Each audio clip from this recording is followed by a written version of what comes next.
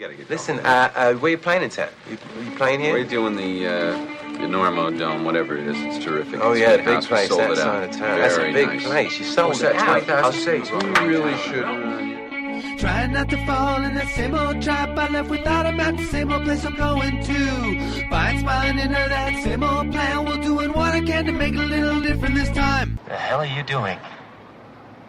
I couldn't sleep. I'm checking the ropes. There was a frayed end on your rope, and I'm cutting it out.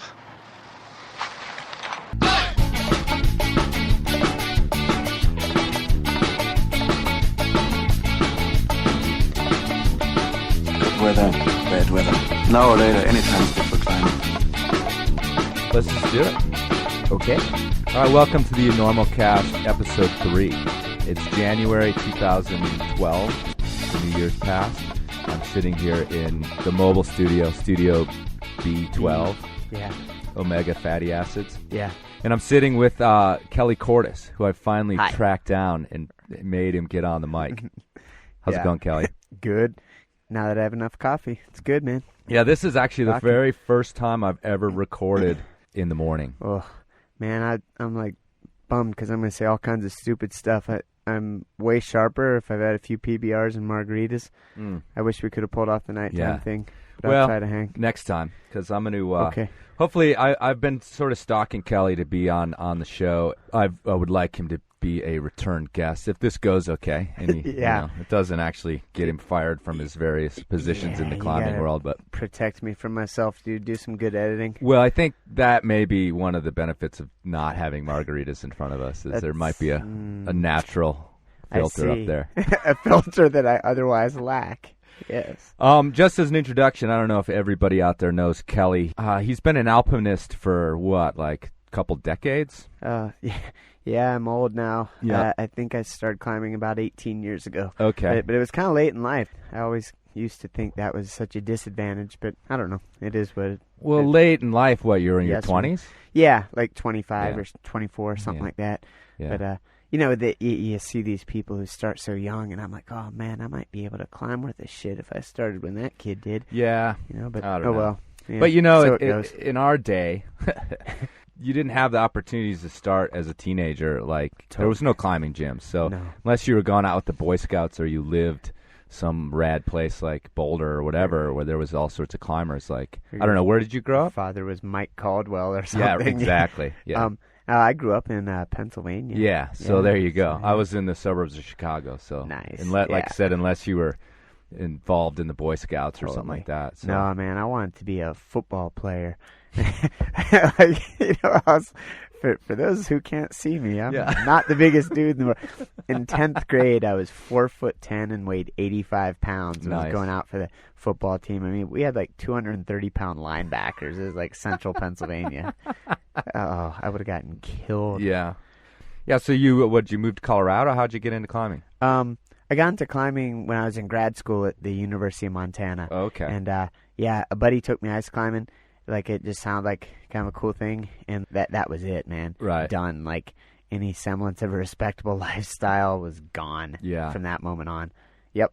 We can all relate, huh? Yeah, especially if you started up in Montana, you went right into, like, the darkness of totally, alpinism and ice climbing. And Absolutely. I mean, it was all about just scratching around and, like, full adventure style. Super hardcore. Yeah, man, I was super grateful for that. Like, that was my initial thing, was like going out and having an adventure. Well, we met, I want to say, back at Colorado Mountain School. I had been gone for a while, and then you showed up, and I think I was more living in the parking lot, and you and Dan were in the shack. Me and the Danimal. Yeah. Yeah. And really, I don't want to get too much into that because that's like a whole nother show. Oh, God. The shack. If we could reunite some of the old shack guys, That'd be get awesome, some beers actually. going and some old stories. Oh my God, that's a great idea, actually, Yeah. because we could do that. I've been around a couple of times when that's happened, and I've just been like, man, where's like my voice recorder for this? But and we worked together. I think for one summer, it might have been my last summer, or the next year. I was like in and out.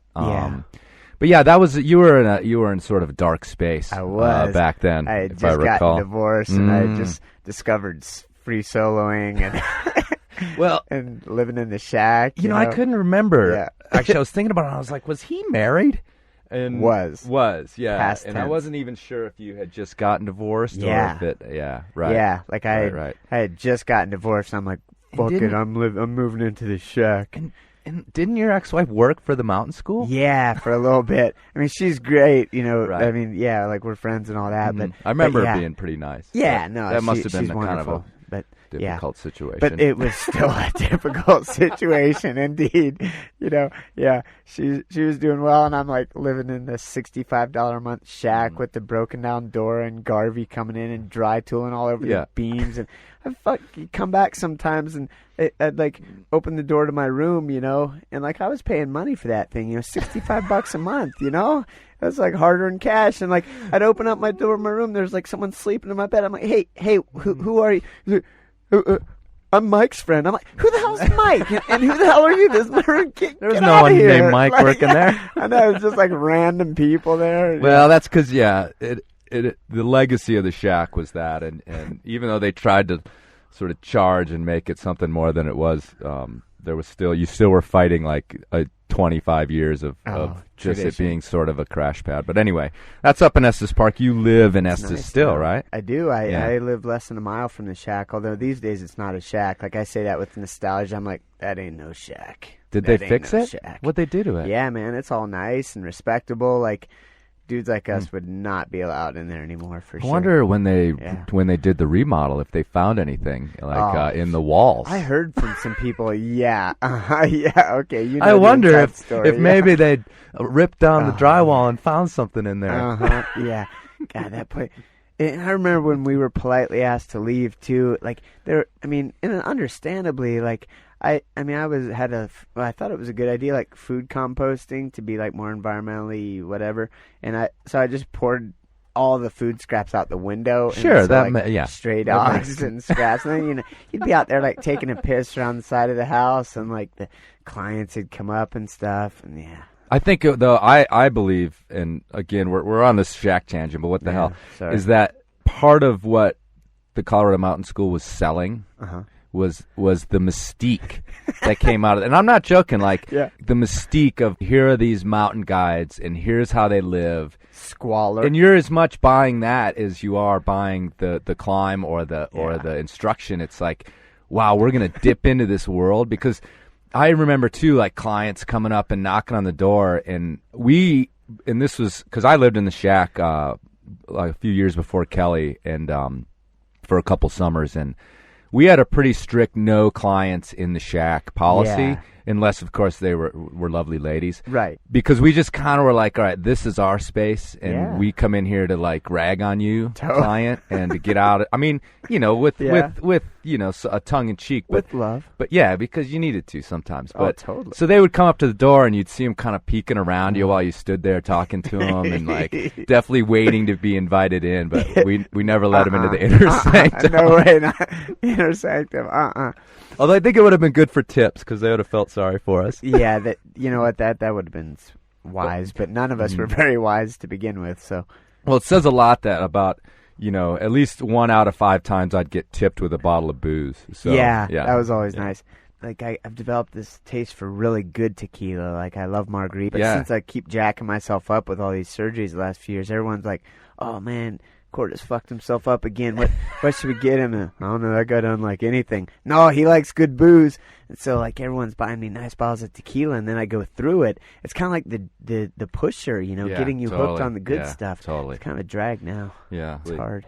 I've caught you coming back from the Icefest. I managed. The reason we have to do this in the morning is because Kelly has to go home, and he was coming through Carbondale, the headquarters of the Enormocast, and we actually are sitting at the headquarters of the Alpinist. At Michael and Julie Kennedy's house at the confluence of the Roaring Fork and the Crystal Rivers. While their son Hayden is down in Patagonia ascending. Friend of the show, does. Hayden Kennedy. Absolutely. So having a great season down there. Hopefully we'll get him on when he gets back. So yeah, you just came from the Icefest and down in Ouray, and if I'm going to become some sort of huge internet personality, then I'm going to definitely have to start going to these things. Yeah. Which, I personally, I tend to avoid them a little bit. Although that's kind of this thing in my head because whenever I go to events like that, I always have a really good time. That's kind of always. I know. I know. And then when I'm away from them, I'm like, I don't know about a bunch of people together climbing. And then when I'm there, I'm like, wow, a bunch of people together climbing. Yeah, how cool. So, and then you see a bunch of your friends and stuff. So how was it? It was good. It's an interesting thing. I mean, I had to be there to do a slideshow, and it's basically a big fundraising event for the ice park, really, I think is one way to think of the festival. And that's cool. I mean, the ice park's free. It costs money to run it. They have a shit ton of volunteers. Like, full props to all those people. I can't say enough good things. But I don't know, it's a little weird to me. Like, for example, yesterday, Michael and I went out and climbed a redstone pillar just like late in the afternoon, just got a single pitch in. And that was, to me, that's much more representative of how I think of climbing. Like, you and a buddy just out there, the two of you in a beautiful place. Sure. Doing a little climbing. Right. And these festivals are interesting because they're the antithesis of that. They're kind of crazy. Like, and I try not to. I don't even think about climbing during the festival because first off, it's dangerous down in the gorge. Man, it's more dangerous than any alpine route I've ever done. Right. Like, there's people knocking many shit people, off, yeah. But I've heard that before about the festival. Anyways, totally, man. You definitely got to be on your toes down there. Yeah, you got to be heads up for sure. And then sometimes I'm like, oh man, this is kind of weird. Like, this isn't the scene that I like about climbing. And then there's a bit of a maybe commerce component because all the companies, and I work for some of them, so I appreciate it. But they're there demoing their gear, and so of course they're hoping people buy things, and which always makes me cynical because it seems like everything in our fucking world is just buy, and right. It's like ugh. But then at the same time, I don't know, yesterday I was down in the gorge and I'm walking around and just started chatting with this woman. She and the guy she was climbing with were from New York City. They were out for a week, and they were so psyched, and it was so cool. Like, they had taken a bunch of clinics, and they were climbing independently, the two of them, and they seemed to be solid and know what they were doing. But they were just so psyched. They were having an awesome time, and I'm like, man, this is so fucking cool. Right on. Totally. And so you see stuff like that, and then you run into people who want to chat about something or other, or they're learning and they figure something out. They have these aha moments or whatever. You're like, man, that's actually really rad. Like, well, it's interesting too because you and I have been climbing a long time, and we actually have a personal relationship with a lot of quote unquote famous climbers. Yeah. And we have a tendency to just think they're just normal people. Obviously they are, but we don't have this sense of the celebrity culture. And even though we also think that climbing maybe is somewhat beyond that or whatever, really celebrities are celebrities, and and people like celebrities, and they like that culture, and so I think like these people like from New York are probably pretty excited to be even talking to you. I mean, you have a presence on the internet with your blog and stuff like that, but and again, we have this tendency to think like, oh well, who would want to talk to us, right. or if some other famous person's down there climbing. Like, I think back to when I was starting climbing. That's true. I was like, if I started talking to somebody at the cliff and then later I realized that, oh my God, that was so-and-so, that was Randy Levitt, or that was, I freaked out too. I was like, man, that's an awesome thing. And it's hard for us to have this perspective because we're crusty and old and we've been around the block. But totally. And you don't want to give yourself too much credit either. Like, I mean, it's just climbing, right? And it's like small world stuff. And I'm always thinking of, you ever see that movie Waiting for Guffman? Sure. Oh, that's great. I hate your ass thinking faces. Exactly. I'm always thinking of Guffman moments, like, right? Because my small little climbing world, like something will happen, and I'll think, wow, that was really cool. I'm like, dude, you're like a character from a Guffman, right? You're Guffman putting on movie. A little play in some little town. Yeah, exactly.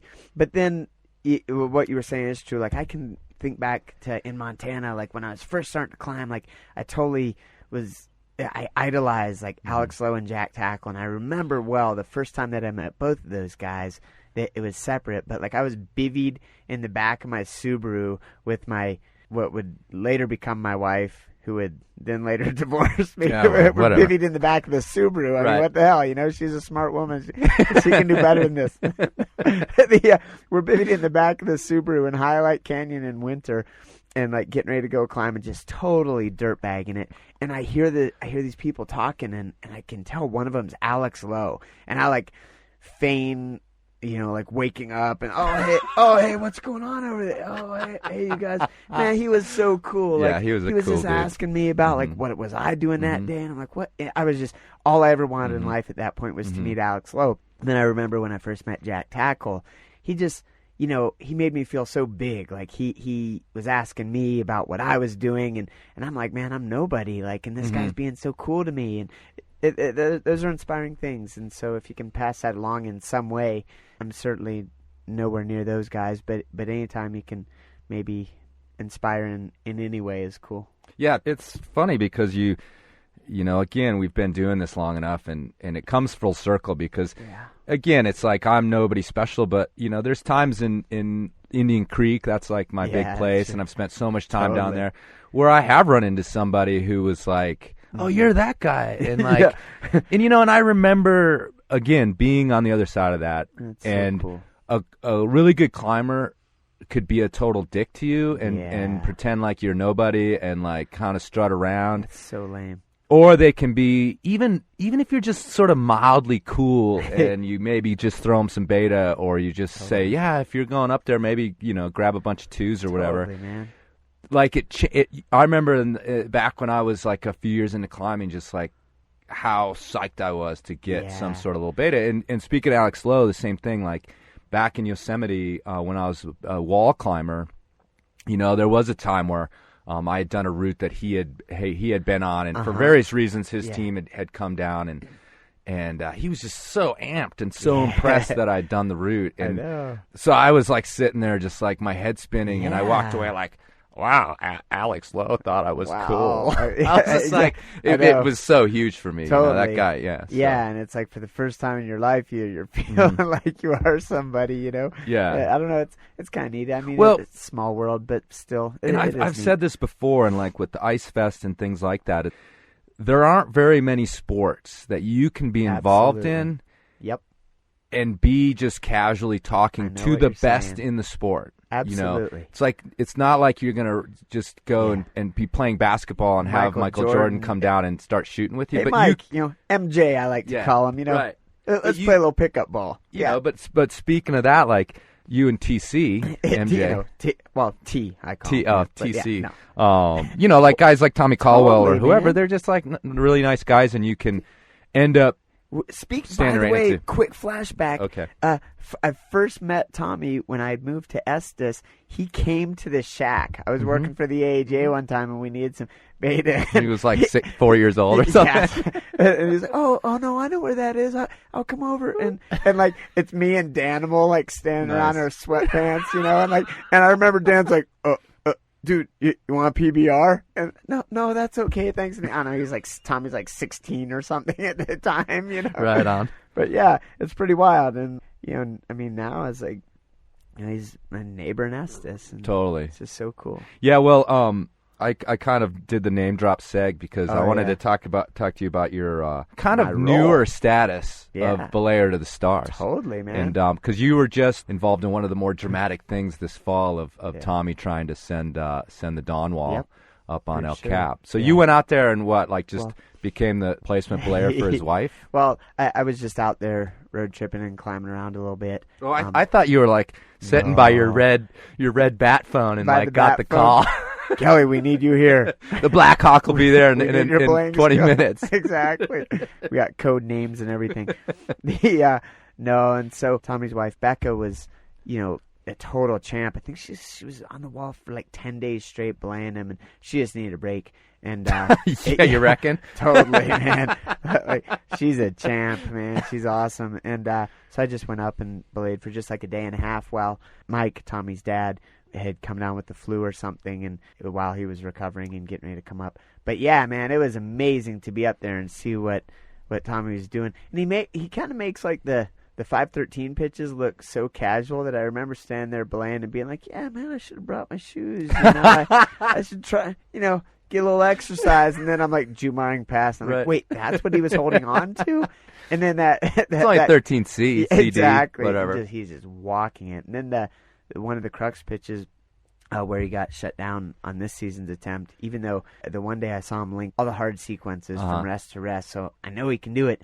but the thumberkling pitch. Oh, right. And then when I was like rapping down pass and looking at it, it was ridiculous. He's got like some tick marks, which I always thought tick marks were there to mark holds. Right. You know, I'm like, dude, this is nothing. What's the tick mark for? Like there's like absolutely some nothing like there. Tiny ripple that exactly. Right. Like not even a pimple on a pig's ass. And right. He's like standing on it and trying to pull on shaking it. Out. It's amazing. Yeah, it's ridiculous.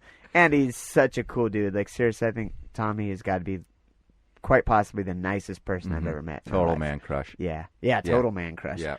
And you know, speaking of the climbing world, when my pipes froze, as they do like damn near every winter in my place. I remember one time like Tommy's like, "Oh no, I'll come over and help," you know, and because I don't know what I'm doing, and like it's like -20 or something, and all I can see is his legs sticking out from this heinous crawl space under my house, and I'm like, this is ridiculous. Does Michael Jordan's neighbor get to call him up?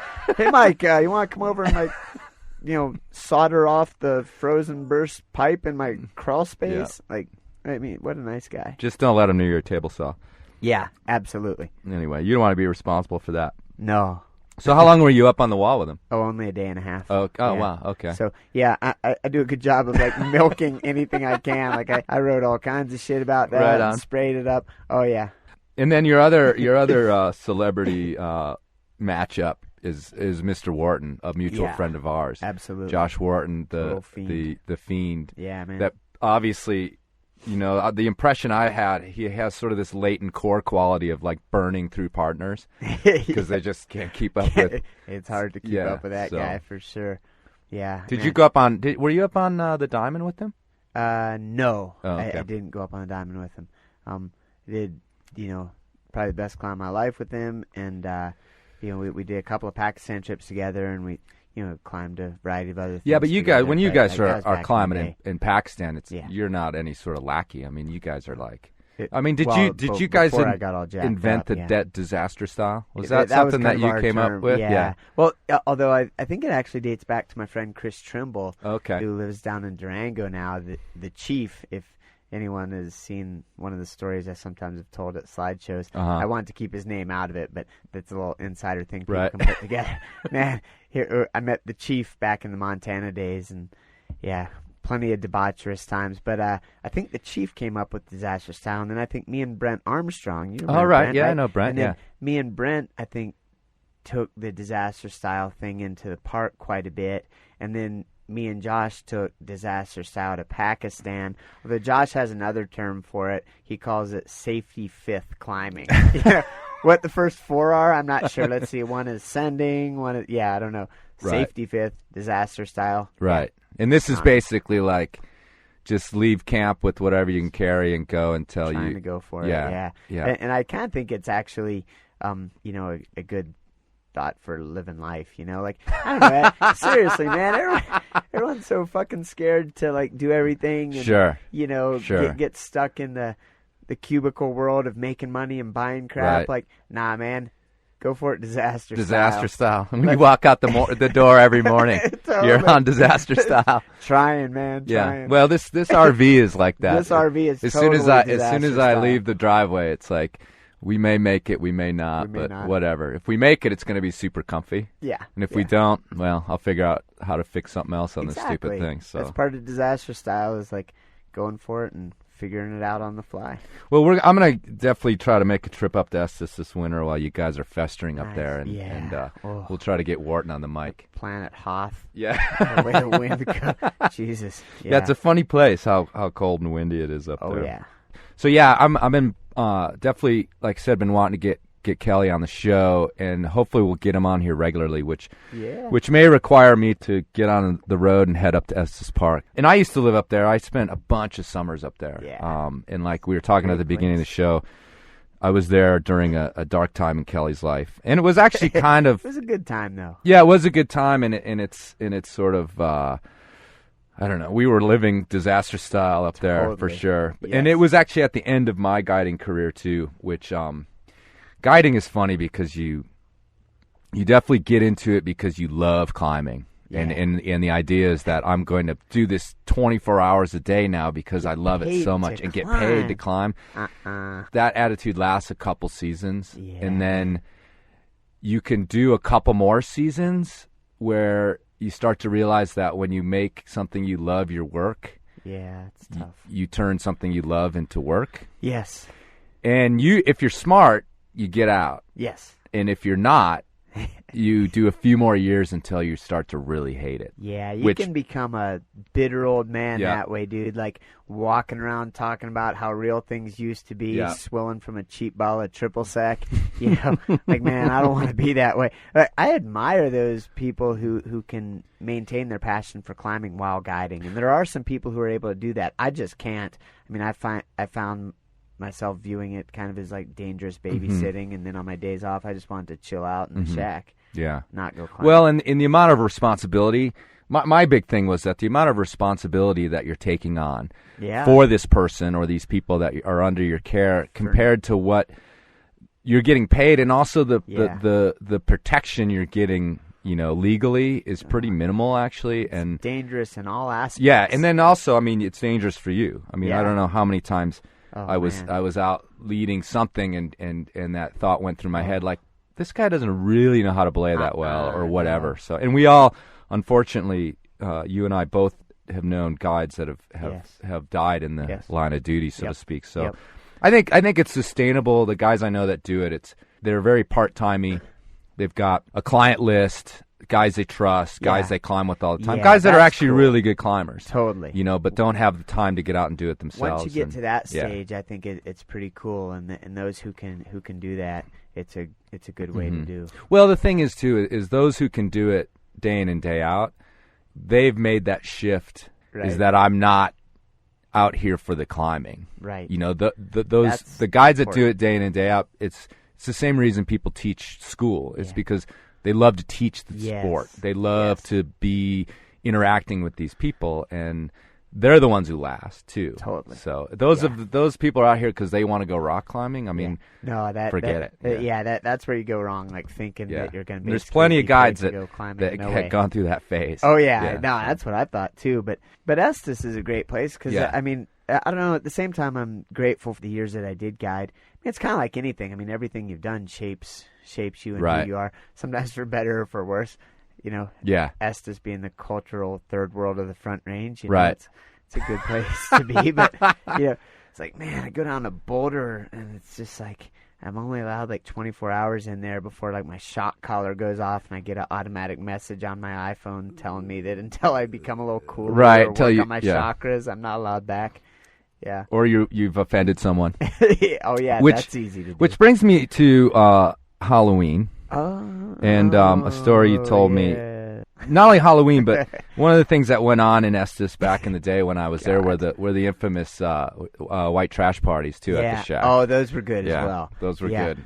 Oh Jesus, yeah. I remember the Halloween party. Like Brent and Jason and Justin and all these dudes had piled into this house. They were all living in this house, and they had this one roommate whom I had never met, who was like apparently had a professional job. All these other guys were just total dirtbags. Right. And I had just moved to Estes, and we're all road tripping and climbing and stuff. And like among all of us dudes, you know, some real lowbrow humor, like clown suit jokes. You know, it's like really bad. And you know, I mean, because basically like all clowns are child molesters. I mean,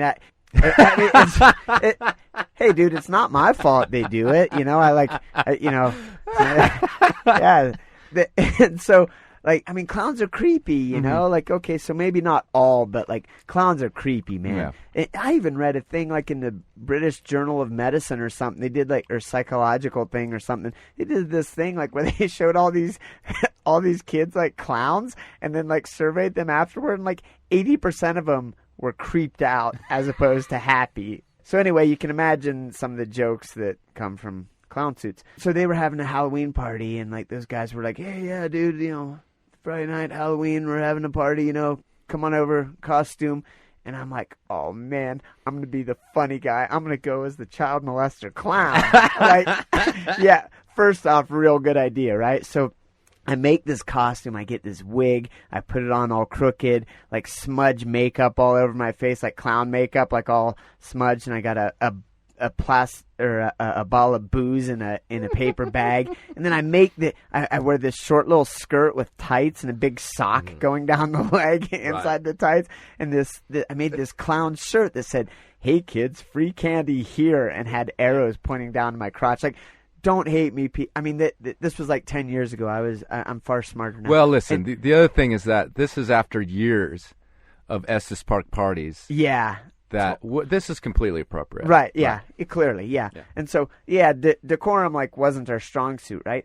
And so, like, I'm so psyched. I'm going to be the life of the party. I'm kind of like the new guy in town. I'm going to be the funny man. Everyone's going to love me. I go up and knock on the door. What those bastards hadn't told me, that one mysterious roommate whom I had never met before, who, like, has a professional job, and I don't know why he was living with those guys, but whatever, transition in his life or something. And it was his party, it turned out. Right. With all of his friends, like, from their office and shit like that, like, with kids and families and parents. Like, I knock on the door and, like, come stumbling through the door, like, just waiting for the laughter, and, like, the record player skips, man. I look through the room, and there's, like, mothers, like, pulling their children close to them, and, like, dads are, like, looking at me like I totally deserve to get my ass kicked. Like, it was dead silence, and yeah, I totally deserved to get my ass kicked. So I didn't know what to do, and I just kind of went with it and, like, stumbled across the room, hoping nobody was going to punch me in the process, and, like, parked down in the corner with my bottle of booze, and just, like, stayed in costume and just started swilling. Yeah, touch of class to your podcast totally. Here, Chris. Those guys. Yep. Yeah, they set you up, though. They obviously. totally did. Yeah, they Obviously. totally did. Yeah, pick on the short kid with the low IQ. I know. Yeah. So, touch of class. Well, actually, you've also you're I don't know, kind of famous for your haircut now. Oh, the mullet. Which doesn't really play on the podcast, but I'm sure I can find some ridiculous yeah, picture of you to post up. Find a photo. Or, you know what, your listeners, if they want to go to Google and then images and type in mullet stripes, I'm the top 2 spots. No dude. way. Yeah, totally. And that was from like a year ago, before I had the mullet I have now. I mean, it was like kind of, it was just in its infancy. Well, how long you been up in Estes? Oh, I mean, after you moved away, 12, right? 12 and then you years came back. or something. No, I stayed in Estes the whole you time. did? Yeah. You never left? No. Jesus. One sordid, dark story. Yeah, like 12 years now. It's crazy how time flies, man. Nice. But, I end up being gone a lot traveling and shit like that. But the mullet doesn't get so many weird looks in Estes, you know. Right. Like, I'll be somewhere else, like Boulder or something. And I know it's like people kind of like looking at me and kind of like laughing and stuff. And I'm like, what the hell? And then I forget. Well, it's funny because it's got kind of a Moab quality to it, because that's similar there. Oh, totally. Like, I was reminded when I rebuilt this RV, it was there in Moab. And in Moab, like, no big deal. Right? Yeah, people are like, hey, man, that's pretty nice. Yeah, that's pretty sweet. That. And as soon as I drove it back to Carbondale and was, like, rolling through RVR, the community, the pre-planned communities with the big houses and stuff, and it was weird how conspicuous I suddenly felt here in this town. This thing's pretty conspicuous. Yeah. Speaking of clown to tie suits. it back to the clown suit thing, this thing's a little creepy. Like I had some really bad flashbacks when I walked in here. Like, yeah, I don't know, man.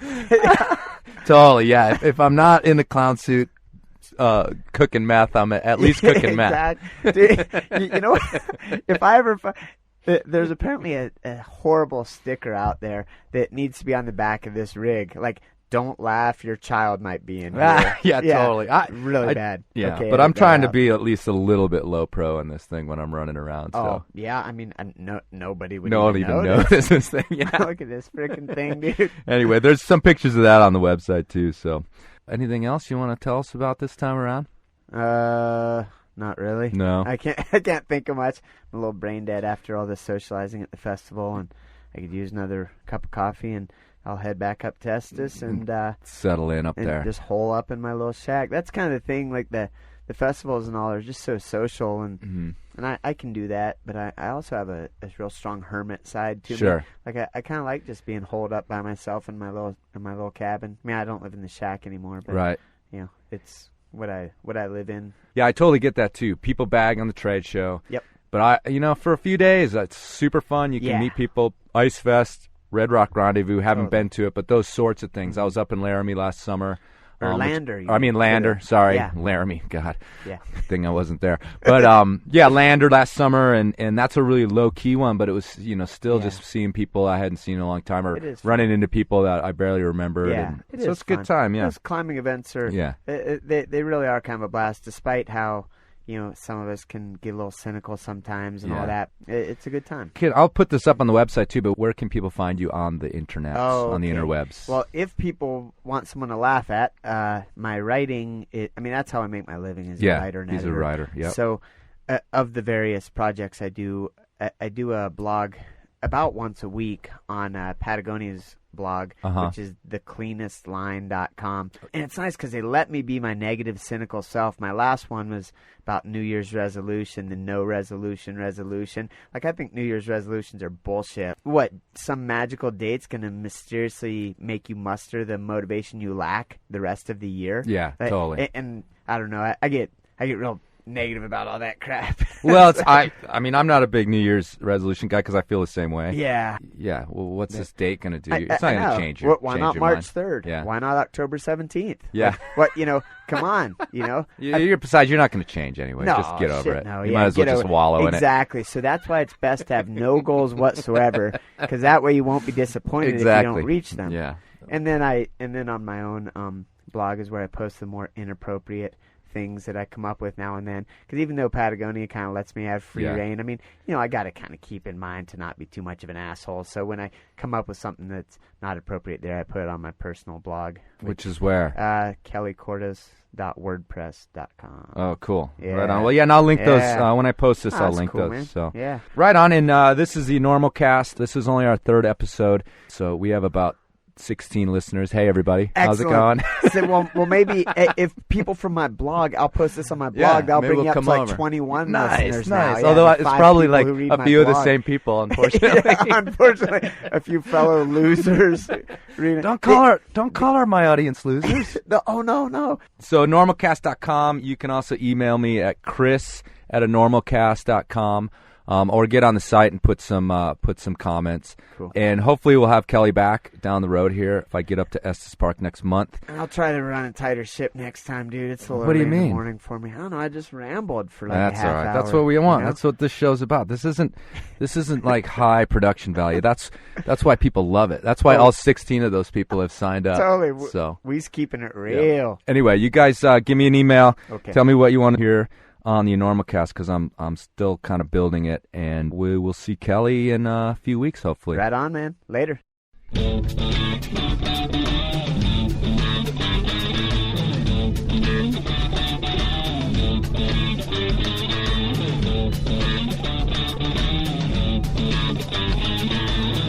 Come far, pilgrim. Feels like far.